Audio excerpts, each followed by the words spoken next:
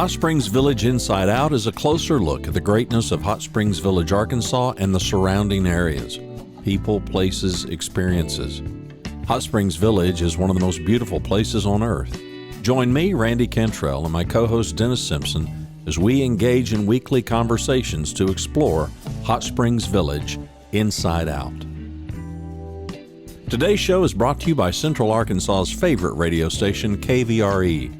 Find them on the dial at 92.9 FM. Stream them live at kvre.com.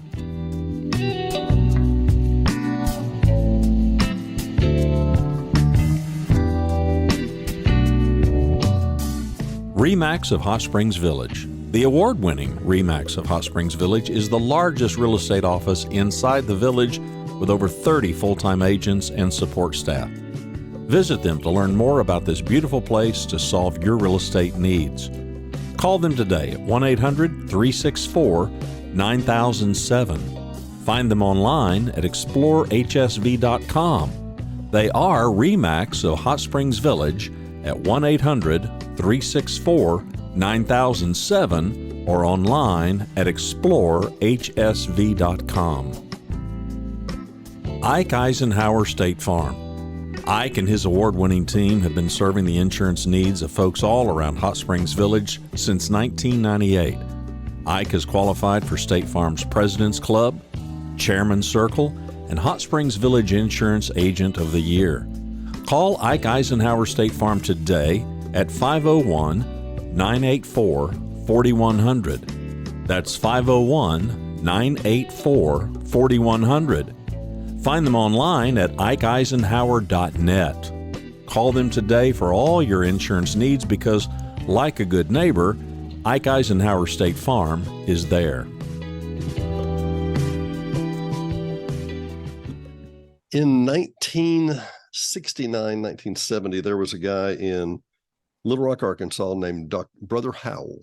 And he was, his name was Lloyd Westerman, I thought. Westman. Nice guy, but he had a radio personality, Brother Hal, and he told old country stories, and he talked about how, he would tell basically funny country stories. And come to find out, and I didn't know it, but Tom at the radio station worked with him or had worked with him a while, and said when you bought an ad on his show, you had to buy a 1-year contract. 1 year.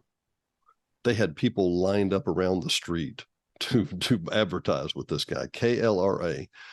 And it was the powerhouse. I mean, he did whatever he wanted for however long he wanted. And he just dominated that. And he would play some songs. But I remember as a kid thinking, man, I'd love to be on the radio someday, just someday. And Randy, if we've discussed, our media partners, the fine folks at KVRE that we literally love, could not have been more gracious, could not have been more helpful, could not have been more understanding. And what are we coming up maybe on 6 months, Randy? 5 months that we've had the radio show? Yeah, 5 or 6. In that ballpark. And the radio show is an hour long. It repeats Saturday and Sunday at 10 a.m., same show, as you mentioned before once. For the last month or so, I've been out of pocket, and Mr. Cantrell has filled in. And, it kind of scratched an itch we had always needed. It wanted, didn't it? Yeah. True confession, I did a podcast that I still do, Leaning Toward Wisdom, and I used to play music.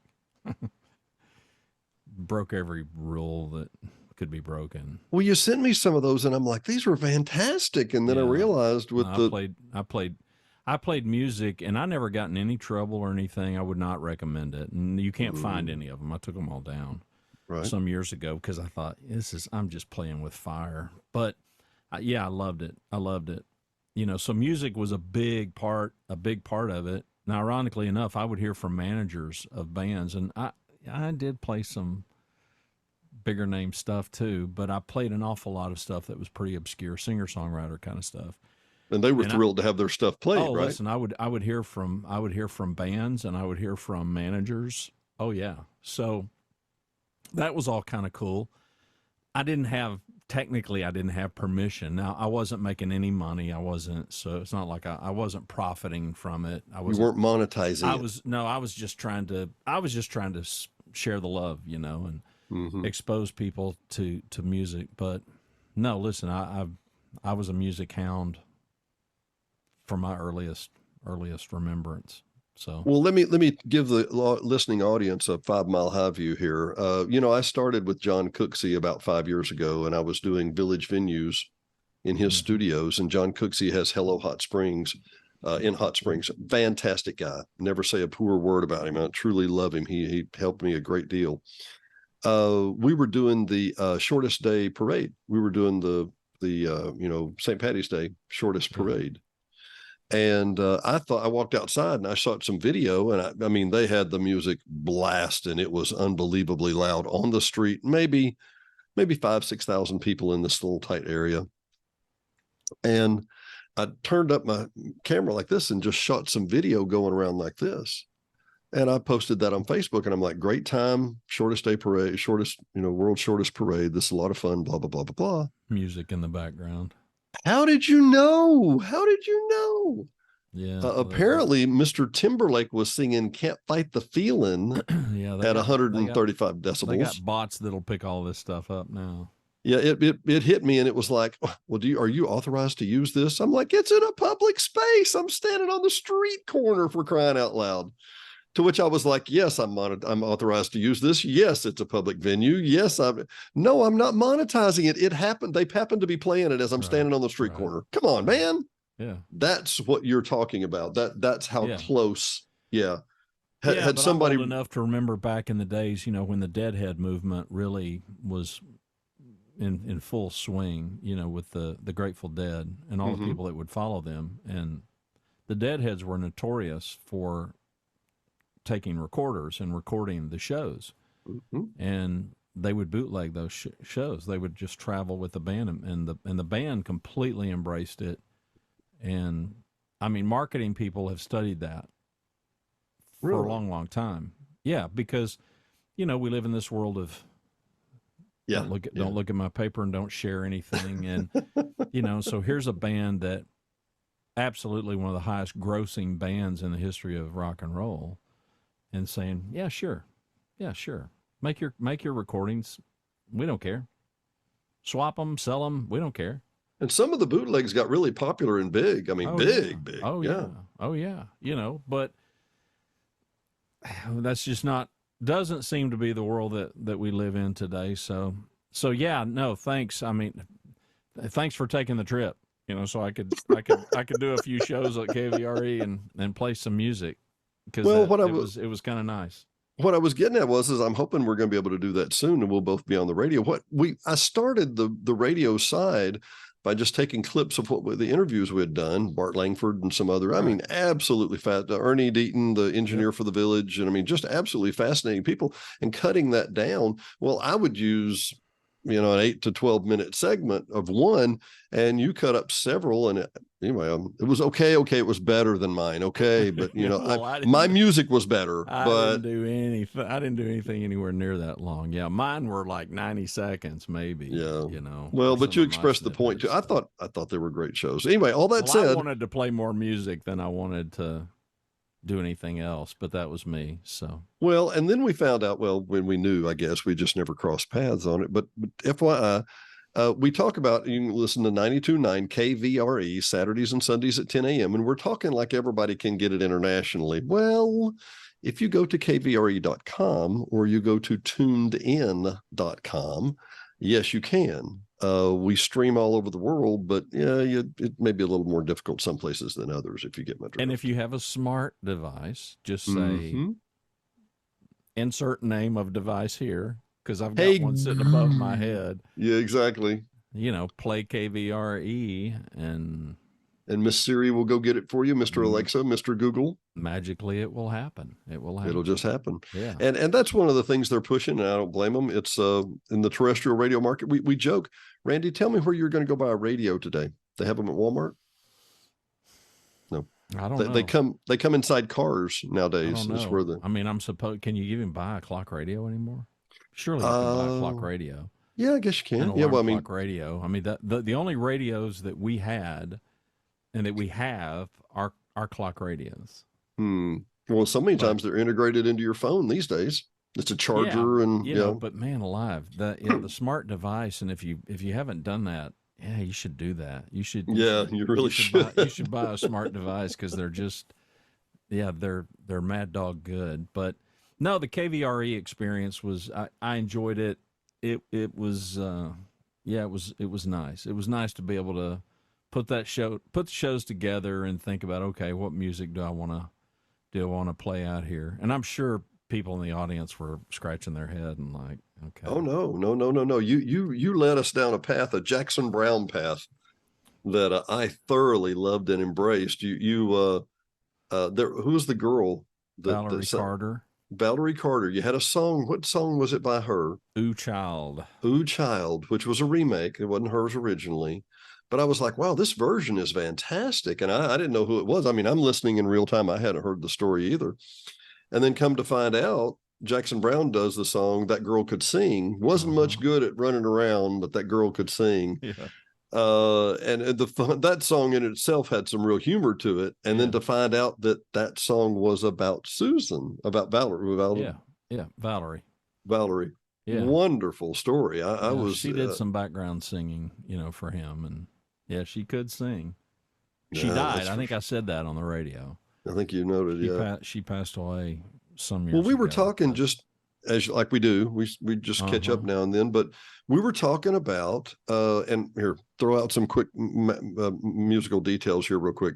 Linda Ronstadt had a backup band by the Eagles, I believe was what their name went by, and Henley and Fry were able to eke out enough of a living at the Troubadour to live in the upper floor.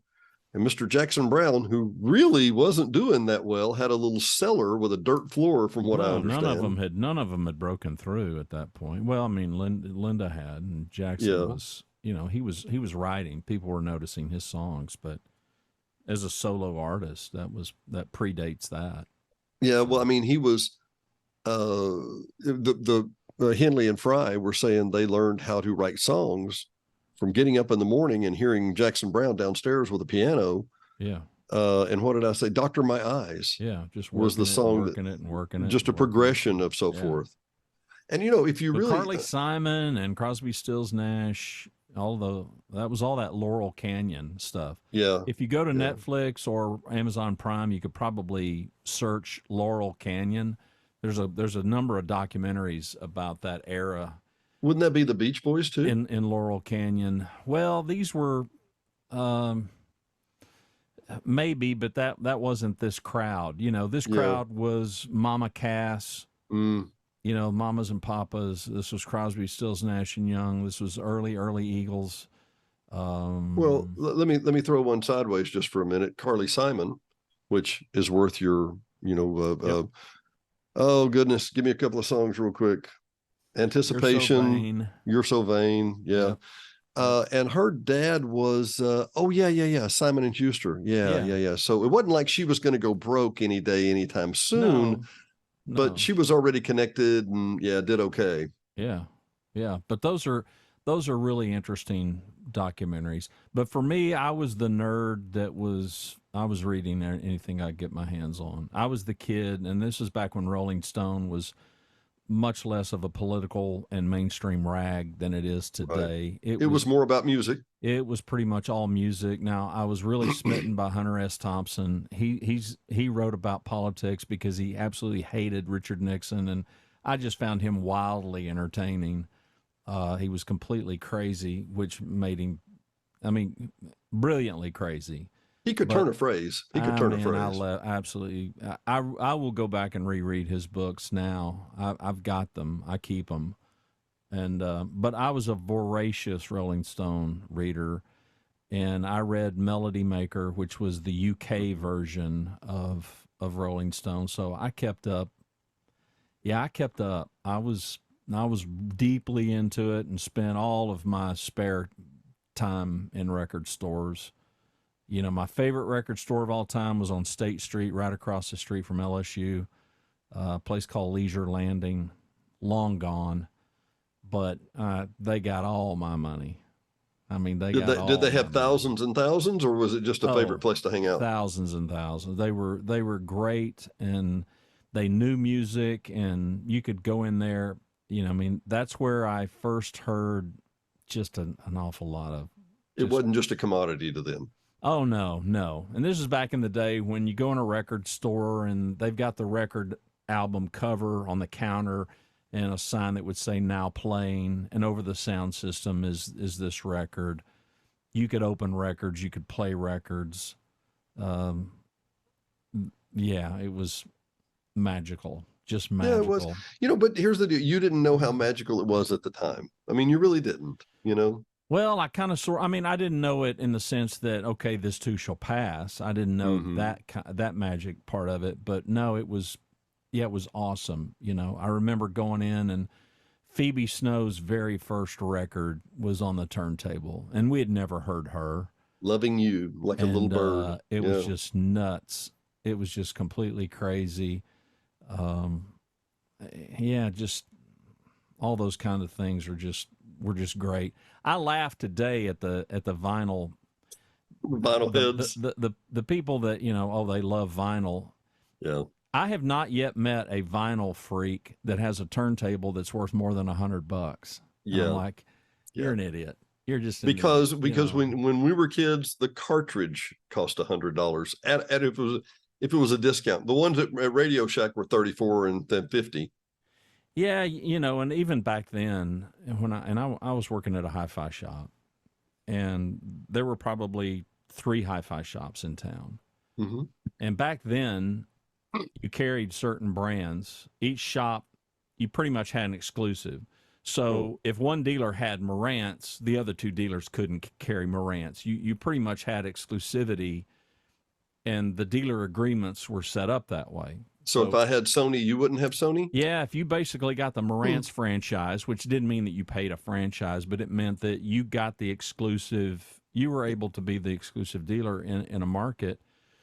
And so we all had exclusivity on the brands, but as sales guys, if we wanted something at a competing shop, there was a whole bunch of bartering and trading and stuff going on. Really? That was, all that was fun, and you just got to nitpick.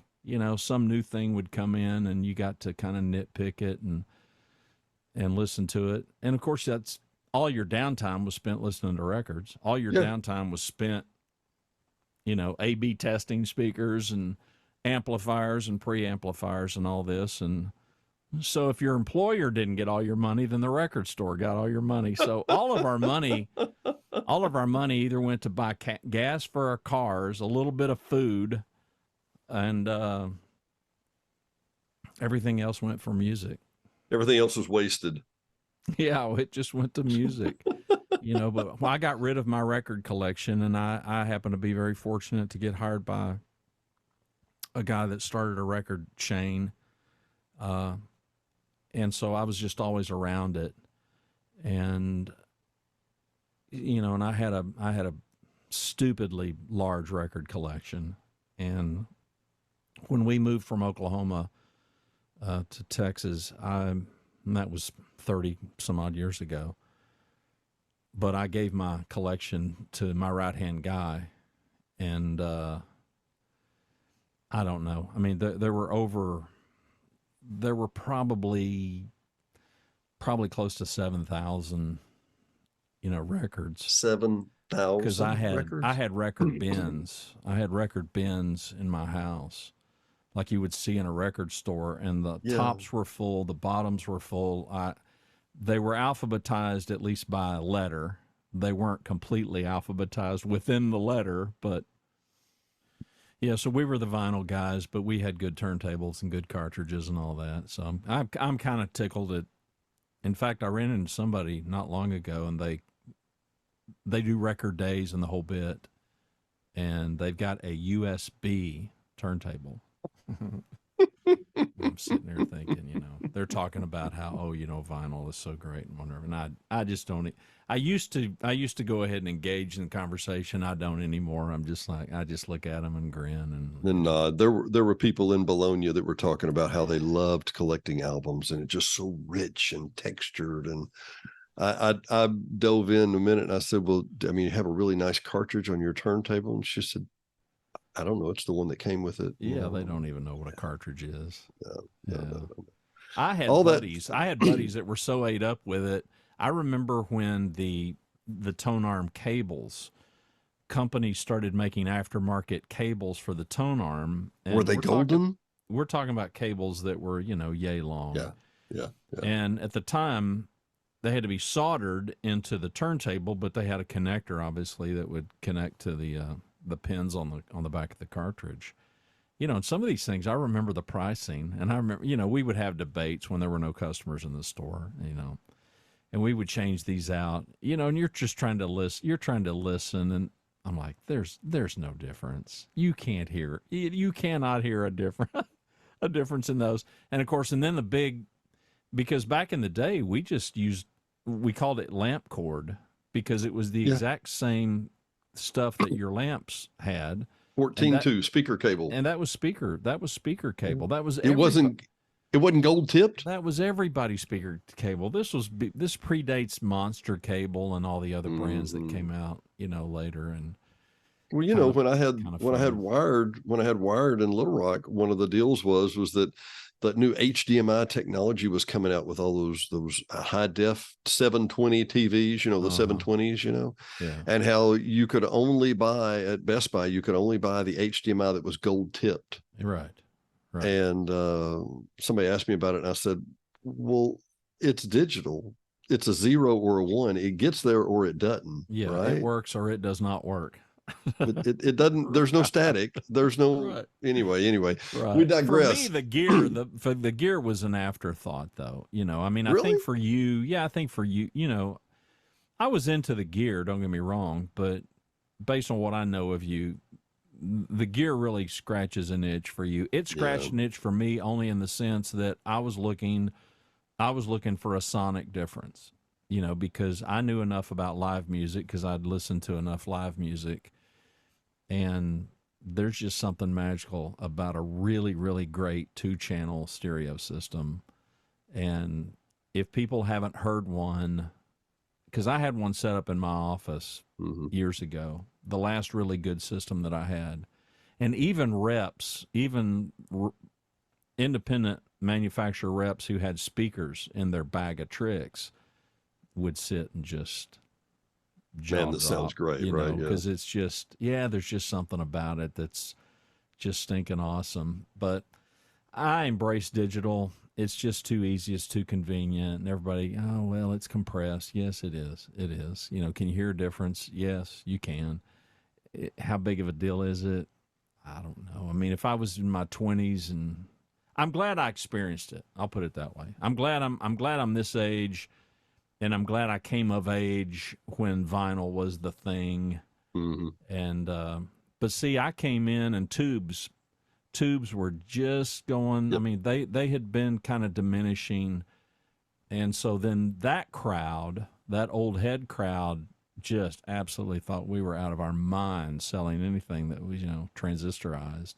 Don't you hear the harshness of that transistor, Randy? Don't you hear the crunching of the transistor as it tries to go through the power wave? Yeah, but the hi-fi industry love the word warmth. The warmth of tubes, and they did get warm. They got warm. Well, and let's do some techies just for a sec. But you say, well, the hearing range of a human ear is from 20 cycles to 20,000 cycles. Yeah, so that's in a perfect world. That's which none of us have. But no, and the true story is that you have to be typically a very African American female and under 25 to hear those three. Because men, by the time we're 30, we don't. No, we're lucky if we're in the 12s. So, and you say, well, Dennis, what translate that? Well, a 50 cycle drum kick, boom, boom, boom. That shakes the floor. Takes about 15 feet for that wave cycle to complete. A high drum cymbal crash is about 7/8 of an inch long. So that's why you have big woofers and little bitty tweeters. That's why if you live in an apartment, you can hear the bass coming through the walls. That is why, because it is omnidirectional. You can't hear the cymbals. Luckily, and you can't hear screaming or high hiss or whatever. No, but I loved music, and I spent way more money on records than I did on the equipment, that played them. And I've always been a bit of a headphone junkie, because when you're in your room and mom and dad, you don't want to disturb. So I've lived with headphones on my head. And as a podcaster, I really do. And even doing Zoom calls and stuff.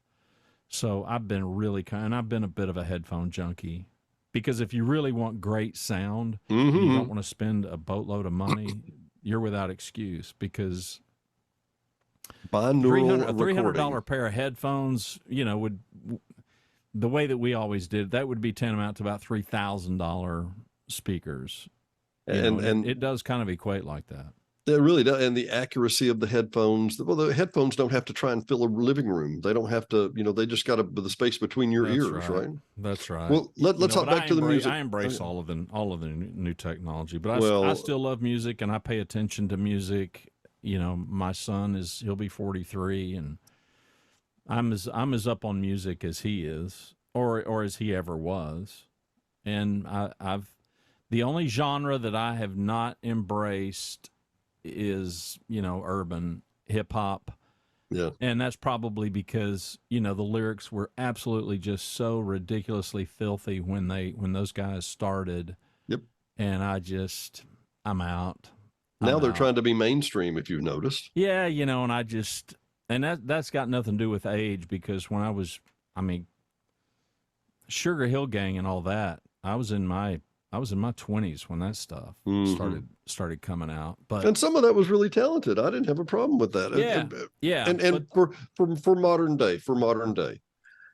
Yeah, I played some Bruno Mars on our radio show. Oh my Lord, what a talented guy. Oh my God. Yeah, but come on. I'm not talking about guys like Bruno Mars when I'm talking about it. It's some of the, and there's different. No, I'm just talking about contemporary music is where I'm going with that. Oh, no, not rap or anything, but just contemporary modern music. It's the bothersome thing to me is, and we're going to sound like a couple of old guys here. The bothersome thing to me is that so many times, Chris Stapleton's the classic example for the NFL sings the national anthem. One man, one guitar, one little 8x8 speaker, and he brings the house down because he's stinking talented and he's great. Yeah. Same thing with Bruno Mars. These are people that just have raw, God-given talent. And that's not what you always hear on the radio today, Randy. No, you've got somebody like Taylor Swift, and I'm not a Swiftie by a long shot, but I've never been a pop music guy. Yeah, pop music has never been my thing. But she's extraordinarily talented. No what question. Does she have? 9 out of the 10 songs she had. She set records for this last tour that she did. So I've been smitten with the music industry for as long as I love it. I love it. Well, I love the songs. I like the lyrics. I was telling Diane the other night that I wanted to play the Jackson Browne song, Here Come Those Tears Again. Yep. And she was like, well, you always play happy music. Why are you, Here Come Those Tears Again? How's that happy music? And we've joked about this before. I'm like, you hadn't heard the last lyric, here come those tears again, just when I thought I was getting over you, just when I thought I could make it through another night without missing you, blah, blah, blah, blah, blah. And, at the very end, he's struggling. And here you are acting like nothing's ever happened. We've had these horrible fights, and I don't know if I can do it. I just don't know if I can do it. And the last line goes, and I'm not telling you anything, but the last line goes, I'm going back inside. I'm turning out the lights, and I'll be in the dark, but you'll be out of sight. And I just thought, a little freedom, a little getaway, I don't know about happy, but it sometimes you got to do things for you. And when I mentioned that story to you, Randy, you said, well, it was his ex-mother-in-law, only because his wife, she had overdosed, and they did it as a suicide. So her mom, his mother-in-law, helped write that song. Really? Yeah. Yeah, the two of them collaborated and wrote that song. So it was largely about her daughter and his first wife who died of an overdose by her own hands. By our own hands. Yeah. Yeah. Well, and I just think in my mind, but see, I'm that guy. I mean, the stories behind the songs, and Cameron Crowe did that. He did that rather famous movie called Almost Famous. That was really very autobiographical. Oh, really? I'm the same age as Cameron Crowe, so I'm about 16 years old, and I'm sitting in high school, and I put a paper cover, a brown bag cover over Rolling Stone Rock and Roll Reader. The Rolling Stone Rock and Roll, and I've still got this book, by the way, a little paperback about yay thick, but the cover had that Rolling Stone script, Rolling Stone Rock and Roll Reader. Okay, well, so I could read that and not be bothered by teachers or anybody. I put a book cover over it. I made a book cover out of a brown paper sack. Back when we had paper sacks. Yeah, and put it over the cover, and I read that thing who knows how many times. And it was just a compilation of stories that had been published in Rolling Stone about name the band. It was in it, but it was something that was small and I could carry it. Oh, I took it, dude. I took it everywhere. I read it constantly. So I was intrigued by the music, and I was intrigued by these people that could create music, and probably because I knew I couldn't. When did you get the Laurel Canyon connection? Well, I was reading about all that. No, but I mean, how did you see it all came together? We didn't have the internet. We didn't have Google or anything. That's true, so I was reading in Rolling Stone. Now, there were other music magazines at the time that were horrifically pop-oriented. Didn't care one thing about any of those. Didn't pay attention to them. Now, I did read High Fidelity Magazine, Stereo Review, and Audio. Those were the three big audio stereo equipment rags, and they all had reviews of equipment, but they also all had a section about the latest records that had come out, and they all had reviewers. And Rolling Stone, I guess, still does. I haven't seen a Rolling Stone in a long time. When Tom Petty died, they did a tribute episode, and I bought that. Right. When Hunter Thompson died, they did one, and I bought that one. I kept those. So if something like that happens, and they do a full blown edition on something like that I care about, I'll buy it. But yeah, and so we had our favorite reviewers. You got to know who these reviewers were, and you kind of gravitated to the reviewer that had tastes that were similar to yours. Because the odds were, if he didn't like a record, you probably weren't going to like it either. And this is back, the great thing about the records, not just the art on the front, but it was all the liner notes that were not only in it, but especially the ones that were on the outside, that gave you not just the list of the songs, but it gave you who all the players were and the producer and all that. So I took a rider on so many albums that I didn't have a clue about. Really? But I knew the producer, or I knew this guitar player or that guitar player, and I'm like, yeah, this is probably going to be okay. And most of the time they were. But no, most everything that I knew through the lens of Rolling Stone. If it was British, if it was something overseas, then I knew it through the lens of Melody Maker. I'd go to a newsstand, and I subscribed to Rolling Stone. In Oklahoma that had Melody Maker. Well, I'm in Louisiana. At this point. At LSU. I'm in Baton Rouge. I'm in Baton Rouge, Louisiana, and I'm going downtown to a newsstand. And Melody Maker came out. I think Melody Maker came out every week. Rolling Stone came out a couple of times a month. And and I'm reading them cover to cover and the whole bit. Well, for the guest, set up the Almost Famous with Cameron Crowe. Almost that was Famous fascinating. Great movie. Almost Famous was, and I got sidetracked. I sidetracked myself there. But so he's 16, and I'm reading some of his articles in this Rolling Stone, because I had read Cameron Crowe was about a 16-year-old kid, and he wanted to write. And so he started writing. He started doing some freelance stuff for Rolling Stone, and that that that movie is largely biographical. But I was reading all of that in real time. You know, he traveled with the Eagles, really, really early Eagles, and so he was on private planes and stuff as just a high school kid, writing about these bands and just kind of living this rock and roll lifestyle. Of course, went on, to be a pretty famous screenwriter. Yeah. Did High Times at Ridgemont High. Well, that was and his. That's he wrote that. But I had no idea. That was also kind of biographical because he posed as a high school student, but he could pull it off. He was young, so he wrote that as an inside perspective. The high school. Like a high school kid, and that was that movie. So yeah, he's done pretty well for himself, and married one of the sisters in Heart until they got divorced. Oh, really, Ann or Nancy or who? He married is Nancy the blonde. Yeah. He married the blonde. He married the blonde one, and I don't know how long that lasted. Well, but for example, with Heart, I don't know if you've caught up with them lately, but they had a domestic disturbance a few months back where where they had a little squabble with pushing and shoving stepchildren, and then they didn't talk for months and whatever, and well, and they predated the whole Seattle music scene, I mean, before. Oh, they did, didn't they? Before Nirvana and Foo Fighters, and later, Foo Fighters, but Pearl Jam, Pearl Jam and all that grunge stuff. Yeah, the sisters came out of Seattle before those folks. But I mean, put this in perspective, because when you and I were young, two girls were in a rock band. Who does that, right?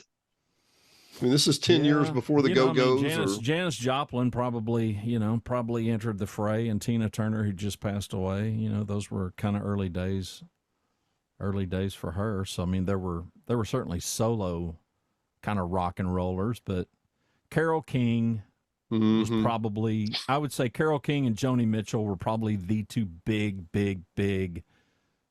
and Carly Simon. But that was all pop. That wasn't rock. I mean, these were laying it down girls. Yeah, Joni Mitchell was, of those, Joni Mitchell was my cup of tea. She was just spectacular. Just spectacular. Miles of Isles, if you want a great record, everybody knows Blue, but Miles of Isles is her live record. It's still, I will still listen to that on a fairly regular basis. Really? Mm-hmm. So, I'm sorry, you said a moment ago, you said one of the girls that sang with Jackson. Yeah, no, not with Jackson, but with James Taylor. Who wrote Carly for Simon. Carole King. Carol, you mentioned Carole King, I thought. Yeah, I did. And so she tells a great story about. She did. You Got a Friend. You Got a Friend, and what was the one he said? Was it You Got a Friend, or was it no? Let me be alone. They were both at Apple Studios when the Beatles owned them. And James was getting ready to record something. Carly Simon came down and said, no, Carly Simon, I'm sorry. Carole King came down and said, I've got this song. You may want to try it. And he said, little did I know that I'd sing it every night of my life for the next 45 years. Because she was a fantastic songstress and great singer too. But, James Taylor, who I think has a wry sense of humor, put up a picture of him and her back in the 70s. And he said, this is proof that me or none of my friends owned a mirror or a comb. Just letting you know, nor did we know what we looked like when we walked outside of the house. Right. Yeah. No, listen, Joni Mitchell's Blue and Carole King's Tapestry were huge records. Just huge records. Did you ever buy the remake of Tapestry by all the different artists? No. You really should look into that. They took the Tapestry, the entire album. Every song was just magnificent. Yeah. Back in the late 90s, early 2000s, A couple of them, Amy Grant redid a couple of them. They had guest Okay. artists on each Right. one of these, Right. and they it was like tapestry, a 40-year reunion or a Yeah. 25-year reunion or something like that. Now Great. give me Aretha singing, Natural Woman over Carole King all day long. Yeah, That's yeah, yeah, me. yeah, yeah. But I loved Motown stuff and the soundtrack to Shaft. Yeah, do it, do it, do it, do it, I do it. absolutely wore that. It was a double record. And late at night, headphones on, I wore that. I wore that record out. But no, listen, I was the kid that when John Prine came around, I was completely hooked. Absolutely loved him. I went through a big alt country phase, Mm-hmm. and probably because in Baton Rouge, the really popular station, which was called Loose Radio. Loose is in Loose, and it was 10. Yeah, it was 102. Loose Radio 102. My first Jimmy Buffett concert was Jimmy Buffett played the Gordon Theater downtown Baton Rouge, and the concert started at midnight, and the tickets were $1.02 because 102 Loose Radio but he was always in town, kind of playing around, Really? yeah, nobody, this predates Come Monday. Yeah, yeah. Well, I had always heard that he played down in the Panhandle in that area a lot, and he was unknown for 20 years. Well, he was he was from Mobile, Alabama, and he was just a wordsmith, and so I loved the Mm-hmm. lyrics. The early Buffett stuff, Living and Dying in Three-Quarter Time, and all of Mm-hmm. those. And the thing that made him big was Margaritaville and Cheeseburger in Paradise and all that. And I was out by then. Well, I'm but happy for him. I'm yeah, happy but for him. But his early stuff was, and I'm a sucker. I'm a sucker for a sad song. oh, well, I A love Pirates Look at 40 and Pirate Look at 40. the I'm last a big last one for. poet and that stuff. I I love love Son that of a stuff. Sailor, Son of a Son of a Sailor. I Yeah, thought that was yeah, great. yeah. When he moved to Colorado and did changes in latitude, changes in attitude, I'm like, I'm out. I'm out. Really? The boy's leaving the ocean now. He's going up to the mountains. I mean, forget him. Okay, I'm out. so give me some insight, and I'm going to open a can here on Joe Walsh. Life's been good so far. Yeah, well, I was like probably most everybody else. I mean, James Gang was spectacular. They were. And when James Gang Rides Again came out, but then when they split up, I I, I had every Barnstorm because his next band was called Barnstorm, and I had everything they did. Uh, and then by the time he goes to the Eagles, I was frankly a little disappointed.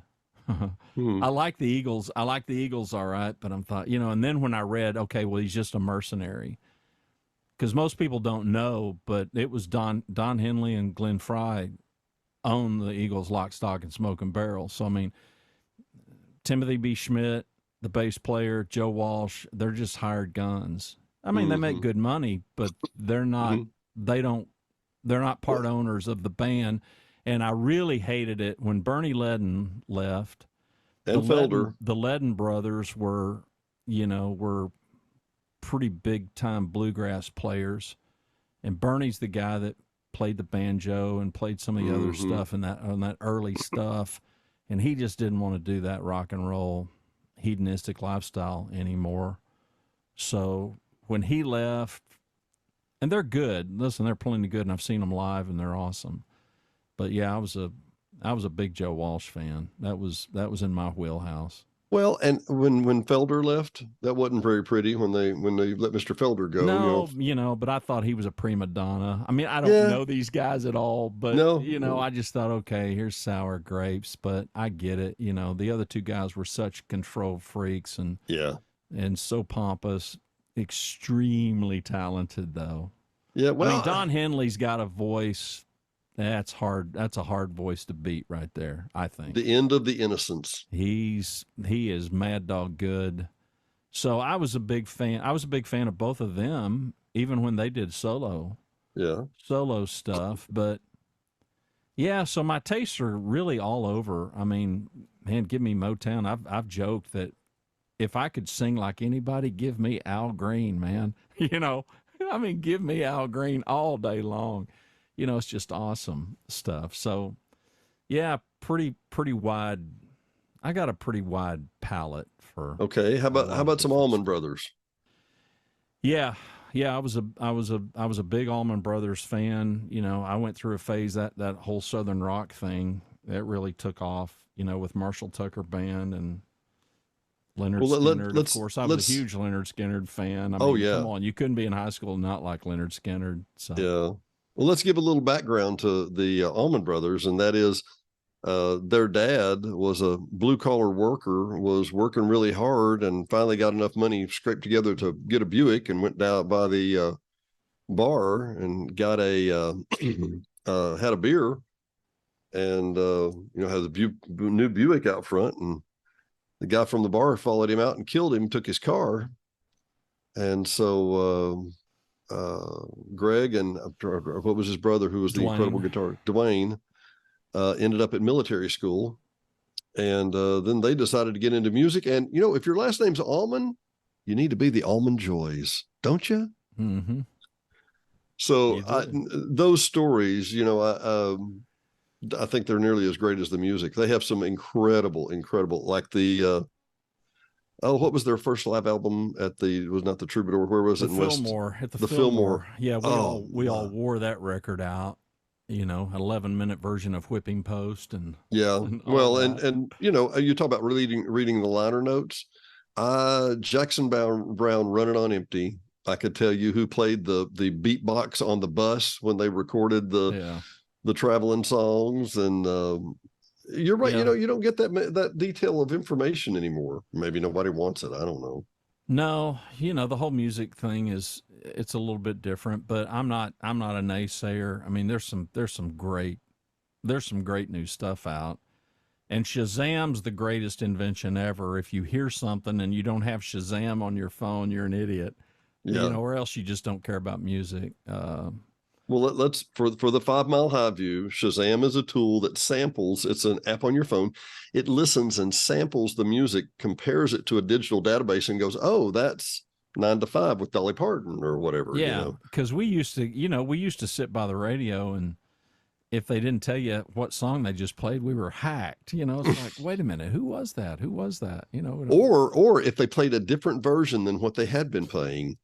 Well, you end up calling the DJ, you end up calling the booth and hoping the guy answers the phone and saying, okay, what did you just play? And they tell you. So, yeah, no, there's just, I occasionally, not much, but I occasionally run into somebody. They're just, they'll just volunteer. They're not that into music. And I'm like, man, how can you not be?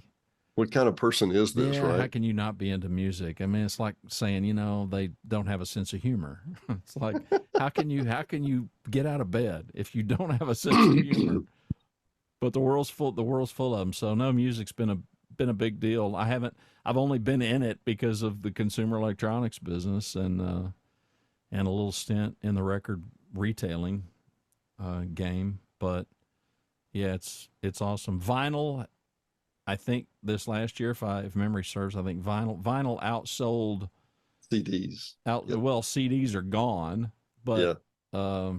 I still get tickled at people that they got no system that's worth listening to, but they're investing big dollars in vinyl records, and I'm Yeah, like, and okay, playing it over 5-inch speakers. yeah, Or they don't yeah. get it, but to It each has that warmth, Randy. It has that warmth. yeah, to each his own. So most of well, not most, virtually all my listening now is done with headphones on my head, so Mm-hmm. it's fine. And I'm the guy who still buys music.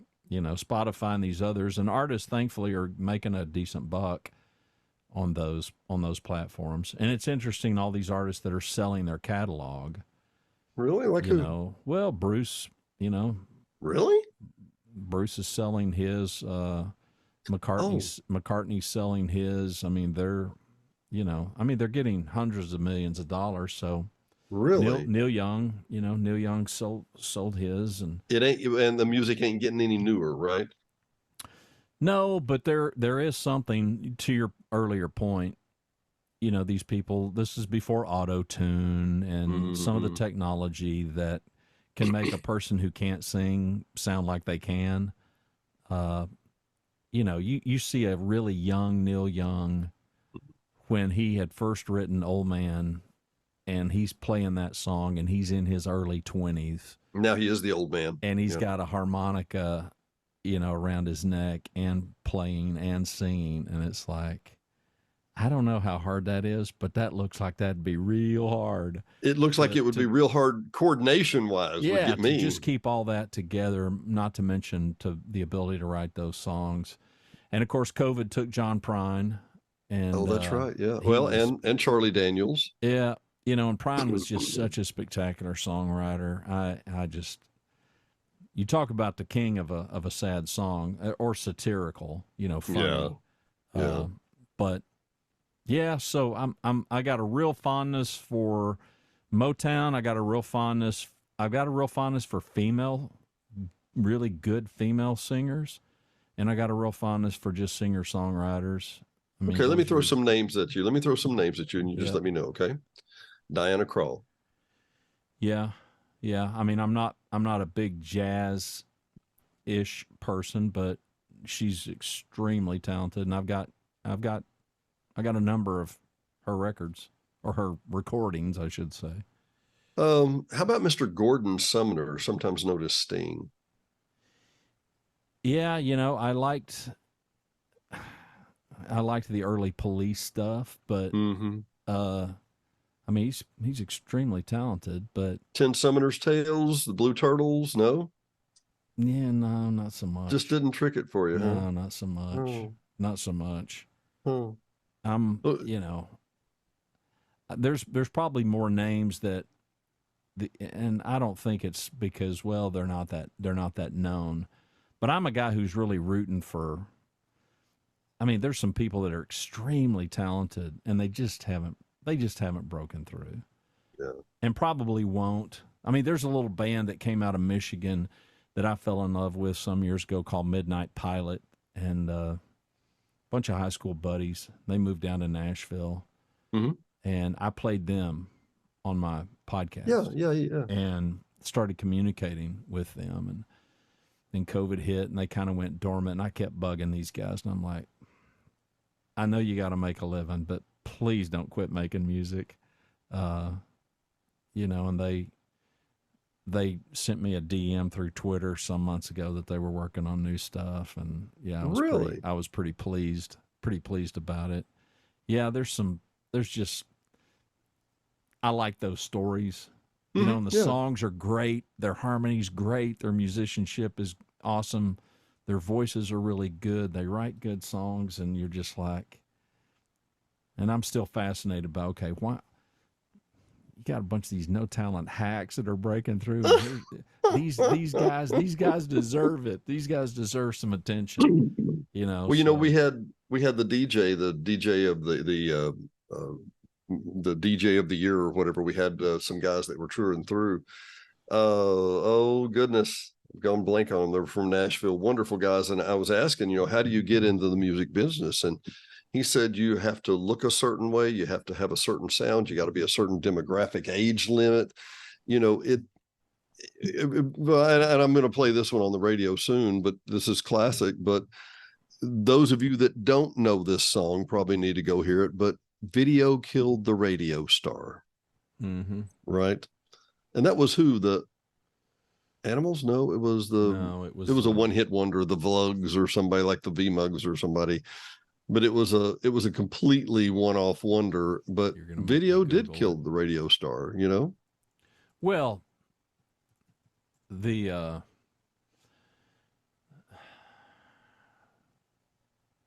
mean, when Joe Jackson has to be on his videos, who wants to see Joe Jackson, right? Yeah, it was the Bugles or the Bugles. The Buggles. Yeah, the Buggles. The Buggles. The Buggles. Well, but MTV was huge. It was yeah. You know, I mean, I don't know that people, unless they're older like us, can. You know, I mean, certainly young people don't. I mean, it was beyond huge. It was all the media. Huge. Yeah, it was the media. Madonna. You know, it made Madonna and the Police. Yeah, Yeah. And Michael Jackson. Yeah, well, Tom Petty didn't do half bad, and ZZ Top didn't do half bad, with it. So, yeah. No, there's a lot of great music, and there's a lot of young people that are making great music and writing really, really great songs. The problem is how can you hear it? The great thing about Spotify and some of these other platforms, and by the way, our podcast is on Spotify, is you can request, you can play, and then you'll get recommendations that will be okay. If you like that, you're probably going to like this too. We had none of that. Yeah. Back in the day, we had to really go ferret this stuff out, or you had to hope that you lived in a place. Unfortunately, I did, that had good radio. And Hot Springs Village has good radio, KVRE. I know breaking brand new music is not KVRE's thing, but that's not the audience either. Well, but Tracy does play brand new music, though. Tracy does, some, but I mean, it's 4 hours a day. Yeah. Yeah, but there's something to living in a college town. Yeah. College radio is still kind of really under the radar kind of radio, and I was fortunate to really grow up, with all that. So anyway, you remember Garrison Keillor with the Prairie Home Companion? Yep. He was talking about how canceled. Yeah, well, he was actually on college radio was where he got his start. Yep. And he said that he had been just broadcasting his heart out and doing great. I mean, he thought his shows were getting a lot better. And one day the engineer came by and he said, "What are you doing?" He said, "I'm finishing up my radio show." He said, "The transmitter's been down for 3 weeks. We hadn't played your show for 3 weeks. he'd been slaying it. Yeah. I think that is some of our podcasts, especially the early ones. Yeah, we've been killing it. Unfortunately, well, do me a favor for this show. Button. Well, this is something I'd wanted to talk about a long time. Do me a favor, put some of your favorite links below here. Some people you say, how would you hear them? I'd like for you to do that if you would, and just a couple of shout outs. Who would you say? Well, I was going to tell you that one of the great things is commercials. There's an awful lot of really not mainstream, and I don't know why. Well, because the music is so great, but it probably has to do with money, right? I mean, it probably has to do with, okay, if you want a Rolling Stone song, you're going to pay for it. Dearly. If you want a big artist, whereas if here's a person and maybe nobody's heard of this person, and ironically, there's some stuff. Lily Miola has a song called Daydream. I think she performed it. America's Got Talent. Mm-hmm. I don't watch those shows. Yeah, that sounds familiar. I do remember that name. Is Simon? Yeah. Is he on America's Got Talent? Yeah. Just, she's crazy good. Just really crazy good. And some of these people don't have much out, but I'm gonna look here through my recent. There's a band called Inhaler. Well, let me throw you one while you're doing that real quick. I heard on the radio the other morning, and I meant to tell you this, that Bob Dylan is now singing Van Morrison songs at his concert. And people say, "Do what? Sign me up." And they said the other side of that is that Van Morrison had been singing Dylan songs for the past 20 years, do a couple of covers at his concerts. Well, to turn the tables, now Dylan's doing some of Van Morrison's songs. And he should.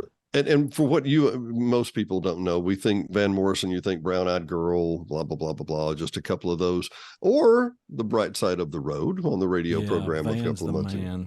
He really is. I've got every record Van Morrison has ever recorded. Really? Mm-hmm. He's still on my bucket list. He's the only person that I have not seen live that I really would like to see live, and I probably won't. He's not around that much. Yeah, he's in Vegas this summer. He's come to Dallas in the last years, maybe twice. I was out of town both times. I mean, There's people like that. John Prine, I got everything. I got everything he's ever done. Tom Petty, I got everything. I got everything he's done. You know, I'm trying to think of artists that have been around for a long time that have a big body of work. Yeah, it's. Well, give us some of your list here before we sign off. The most recent ones that I'm wearing out now, I mean, I'm still a huge Billy Strings fan. If you have not listened to anything by Billy Strings, you're just absolutely missing the boat. The guy is probably the best flat picker on the planet. Really? Billy Strings? Bluegrass guy. That's, I think Apostol is his real name, but his grandmother started calling him Billy Strings because he's just, the kid can play. It's unbelievable. He's like 24 and he's nuts good and he's gaining big momentum. So yeah, he's breaking through. And in that same genre, and I've played them on KVRE. Trampled by Turtles is a great.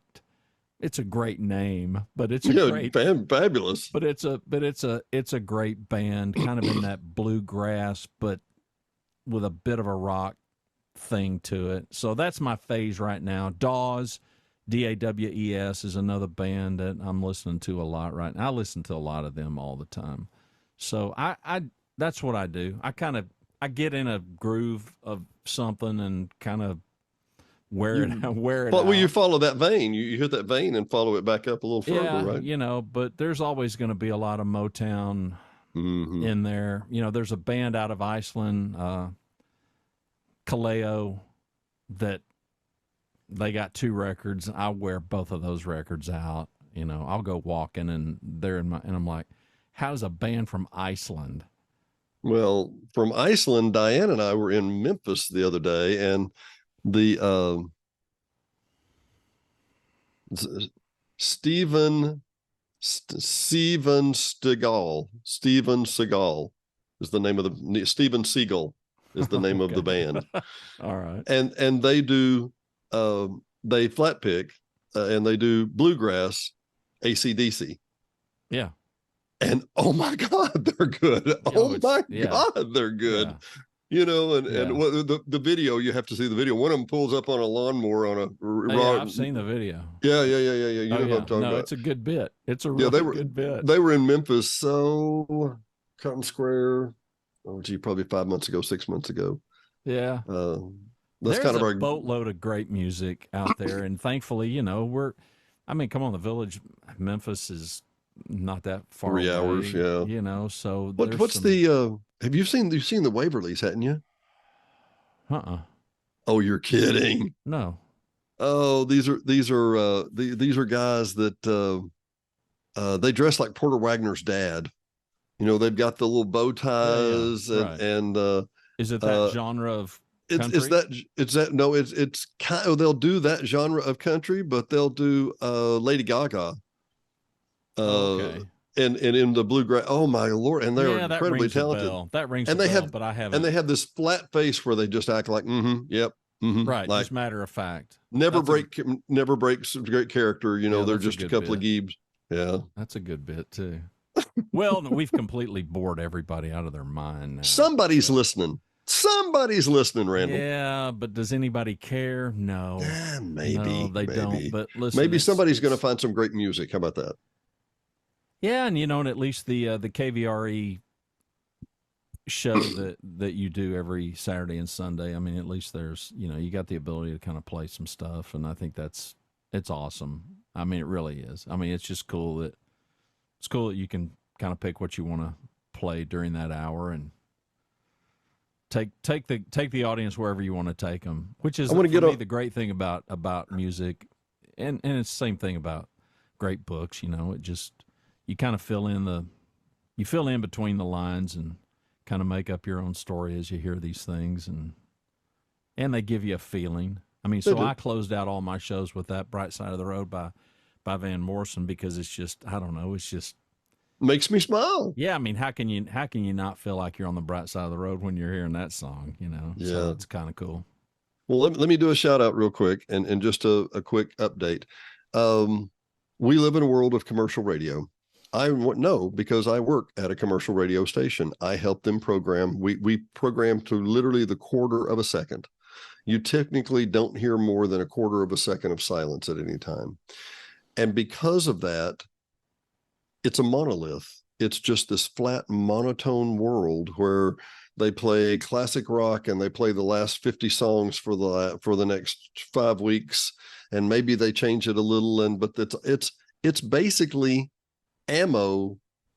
We got to sell these refrigerators. We got to sell these microwaves. We got to sell these color TVs, as they would say. Commercial radio these days is so pre-programmed, you couldn't get anything on emergency unless it had a 911 code or the weather alert going off. It's programmed for weeks in advance. And these wonderful people at KVRE literally say, okay, Dennis, 10 a.m. to 11 a.m., anything you got. Do what if you I want. wanted to play an hour of silence or an hour of me humming, I wouldn't give us silence over that. please don't hum for I'll start with silence. I'll move up to humming. How about that? Yeah. No, but I mean, as we've said repeatedly, and I will say it 1 million other times, we walked in and said, hey, KVRE, would you like to be a meteor partner? Yeah. But didn't get the word partner out of my mouth before we got a yeah. Yeah. Well, and as you said, Randy, your relationship didn't hurt because they didn't know me from Adam. They didn't, but at the same time, their willingness, their openness, their generosity, frankly. And, we'll play The Bright Side of the Road by Van Morrison. I'll play Cult of Personality by Living Color. We'll play Jethro. We'll play, playing old country rock. You've heard this Shout by David Lindley. Exactly.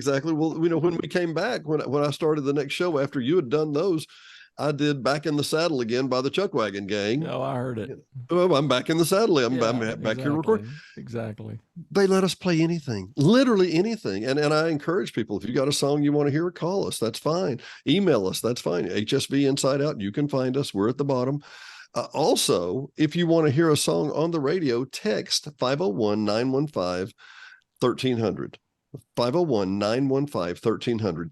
Randy, tell me, where else in the continental United States you know a place that you can text or call any request? Now, I will say, we had a guy.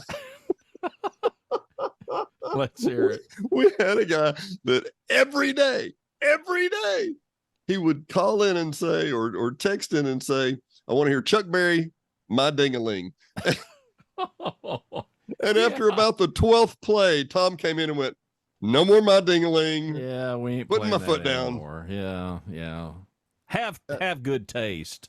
Have good taste. Yeah, otherwise, semi-appropriate. Otherwise, we'll veto it or overpower you. Yeah, so. we don't want to have to make you PG again or whatever, but yeah, anyway. Yeah, but KVRE, to be fair, and this will be my last word, and then I'm going to shut up. They knew what we were about. They knew that we're just trying to. That Bright Side of the Road for me was befitting because it's how I felt when I first came to the village. That feeling has only intensified. I feel that way. I think we're blessed. We're fortunate. People can see behind you because there you are on Lake DeSoto, and we've seen some boats jet by there in this sweltering heat, and it's just great. And they knew that. They knew what we were up to. They knew why we were doing what we were doing. And so I do think that made it a little bit easier for them to say yes, because we could gripe and moan about all kinds of stuff, but it's really hard to not be grateful, when you come through those gates and you take a look around and you interact with other humans in the village who I know they exist on social media because I see the keyboard courage, but I haven't met them in real life. And the ones that I know by name, I hope I never do meet you, because I'm not interested in meeting you. All five of you, maybe. But they knew, I know Alice and the rest of them, they knew that. Yeah. And they're community minded enough. And I would say that is also, I think, resonating with Clara and Ike, our two sponsors that we're proud of, Remax of Hot Springs Village and Ike Eisenhower State Farm. It's the same thing. We're all kind of cut from the same cloth. We're happy to be here. We love it here. It's great. It's just, yeah, it's a positive kind of a thing. Well, you said it. You said it, Randy, from day one. You said we're here to shine a bright light on this place we all love. You need a mission statement? We're done. That was it. Yeah. Doesn't get any simpler. Well, from the shores of beautiful Lake DeSoto till you can hear us again this Saturday and Sunday at 10 a.m., I'm Dennis Simpson. He's Randy Cantrell. We will see you next time.